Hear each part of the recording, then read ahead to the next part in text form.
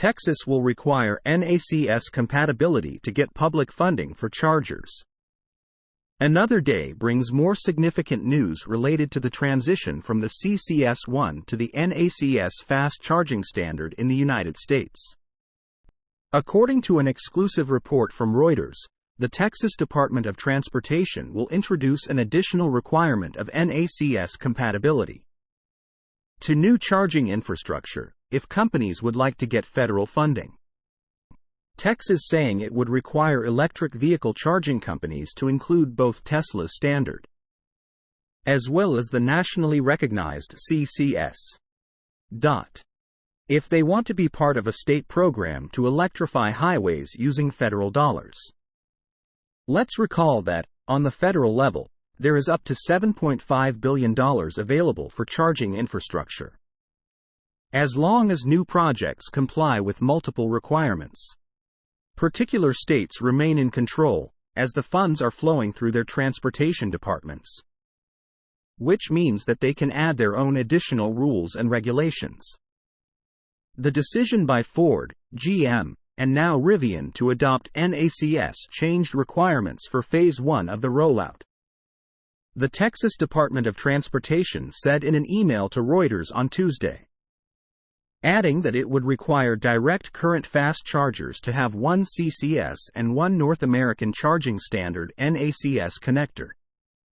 On the federal level, there is a requirement for a minimum number of combined charging systems CCS1 charging stalls.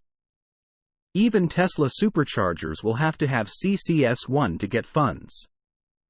But between mid-2022 and now, a lot changed in the U.S. Ford, General Motors, and Rivian are switching from CCS1 to join Tesla's North American Charging Standard NACS charging connector. Because the main point is to make sure that the infrastructure will be ready for the new vehicles. Texas NACS requirements appear to be totally reasonable. They also add a new geographical dimension to the transition. In our humble opinion, if the EV industry is willing to make the switch from the CCS1 to NACS, it should be completed as seamlessly as possible.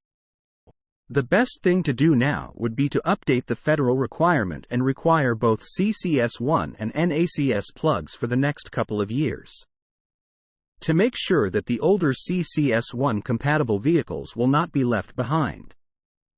Let's say that after 2030, only the NACS requirement would remain active, while the CCS1 requirement would be dropped.